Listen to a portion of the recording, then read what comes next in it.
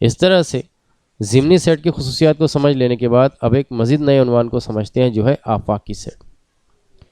आफाकी set के बारे में हम ये कहेंगे कि तमाम सेट को शामिल करने वाले बड़े सेट को आफाकी सेट के तौर पर इस्तेमाल करते हैं और इसे अलामती तौर पर यू से ज़ाहिर करते हैं।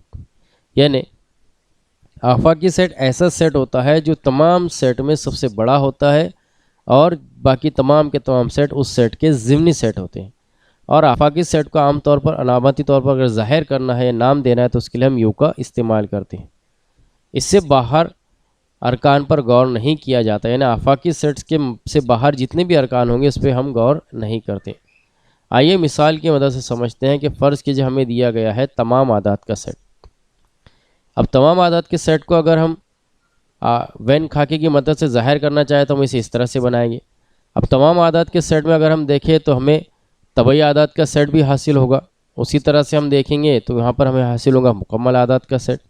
इसी तरह से अगर हम चाहे देखें तो यहाँ पर सही आदात का सेट भी इसी का ज़िमनी सेट होता है।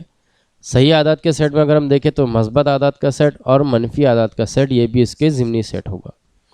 इस तरह से हम यहाँ कहेंगे कि ये जो यू है, यानी यू के अंदर तमाम के तमाम आदात का सेट यानी तमाम के तमाम मुख्तलिफ सेट मौजूद है, इसलिए हम कहेंगे कि यू जो है ये इनका आफाकी सेट है।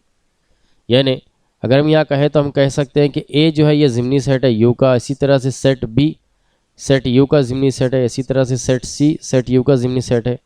अब अगर हम सेट डी के बारे में गौर करें तो डी जो है वो सी का भी ज़िमनी सेट है और यू का भी। ये हम यहाँ लिखेंगे कि डी ये ज़िमनी सेट है सी का और सी ज़िमनी सेट है यू का। इसी तरह से ई ये ज़िमनी सेट है सी का और सी ज़िमनी सेट है यू का। यानी ये तमाम के तमाम सेट जो है इस सेट यू के ज़िमनी सेट हो गए। इसलिए इन तमाम सेट के लिए यू सेट यू जो हो जाएगा यानी ये कहलाएगा इनका आफाकी सेट। इस तरह से आफाकी सेट समझ लेने के बाद एक और उन्वान को समझते हैं, जो है मुकम्मिला सेट। मुकम्मिला सेट को हम इस तरह से फ़र्ज़ करेंगे कि फ़र्ज़ कीजिए कि यू एक आफाकी सेट है।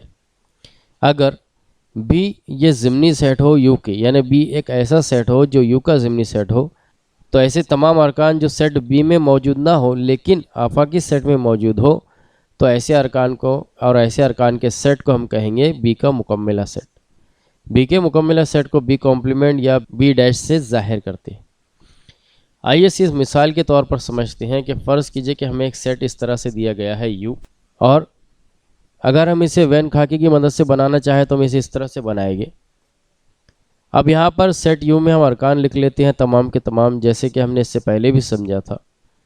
इन तमाम अरकान को लिख लेने के बाद फ़र्ज़ कीजिए कि एक सेट दिया गया है बी जिसके अरकान इस तरह से है 2, 4, 6, 8, 10, 12।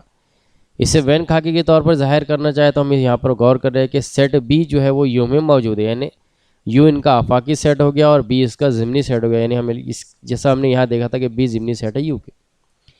अब सेट बी के अरकान को छोड़कर जितने भी अरकान हैं जो बी में मौजूद नहीं है लेकिन यू में मौजूद है, जैसे कि 1, 3, 5, 7, 9, 11 और 13, तो ये जो अरकान है अगर इनको हम सेट बनाएं और इसको कहे बी कॉम्प्लीमेंट यानी बी डैश, तो हम ये कहेंगे कि बी डैश या बी कॉम्प्लीमेंट हमारे इतने सारे ये जो अरकान है मौजूद है। तो इन अरकान का जो सेट है इसे हम कहते हैं बी का मुकम्मिला सेट। यानी ऐसे अरकान का सेट जो इस सेट बी में मौजूद ना हो लेकिन आफाकी सेट में मौजूद हो, इसे हम कहते हैं बी का मुकम्मिला सेट। इसे हम इस तरह भी जाहिर कर सकते हैं कि अगर हम देखें तो हम कह रहे हैं बी कॉम्प्लीमेंट ये मसावी हो जाएगा एक्स के, जहाँ एक्स जो है ये आफाकी सेट यू का एक रुकन है लेकिन ये बी का रुकन नहीं है। यहाँ पर हम देख रहे हैं 3, ये जो है यू का रुकन है लेकिन 3 जो है वो बी में मौजूद नहीं है। उसी तरह से 1 भी जो है वो यू में मौजूद है लेकिन बी में मौजूद नहीं है। इसी तरह से ये तमाम अरकान जो है बी कॉम्प्लीमेंट के अरकान हम कह सकते हैं कि ये यू में तो मौजूद है लेकिन बी में मौजूद नहीं है, तो इनका जो सेट होगा ये कहलाएगा बी डैश या बी कॉम्प्लीमेंट, यानी सेट बी का मुकम्मिला सेट। मुकम्मला सेट समझ लेने के बाद अब हम इसकी खुसूसियत को समझते हैं, जिसमें पहली खुसूसियत ये है कि सेट ए और ए कॉम्प्लीमेंट यानी ए का मुकम्मला सेट, इन दोनों में एक भी रुकन मुश्तरक नहीं होता।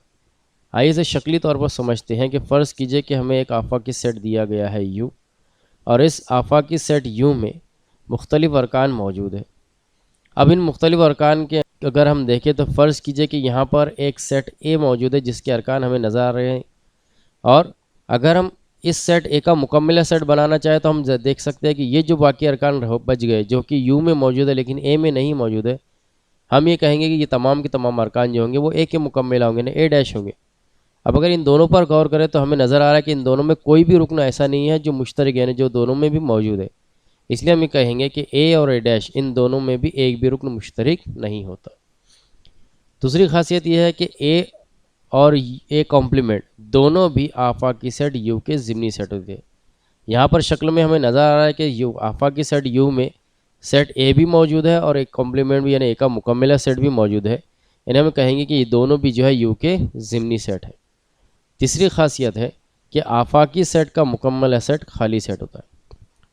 आफाकी सेट हमारे पास मौजूद है जिसमें सेट ए और ए कॉम्प्लीमेंट मौजूद है, यानी ए का मुकम्मला सेट ए डैश मौजूद है। अब इसके मुकम्मला आफाकी सेट का इनका पूरा का मुकम्मला यानी इसके बाहर हमें देखना होगा, तो यहाँ पर कोई भी सेट मौजूद नहीं है, इसलिए हमें कहेंगे कि आफाकी सेट का जो मुकम्मला सेट होता है वो फ़ाई यानी खाली सेट होता है, इसलिए हम लिखेंगे कि यू कॉम्प्लीमेंट यानी यू डैश मसावी होता है फ़ाई की।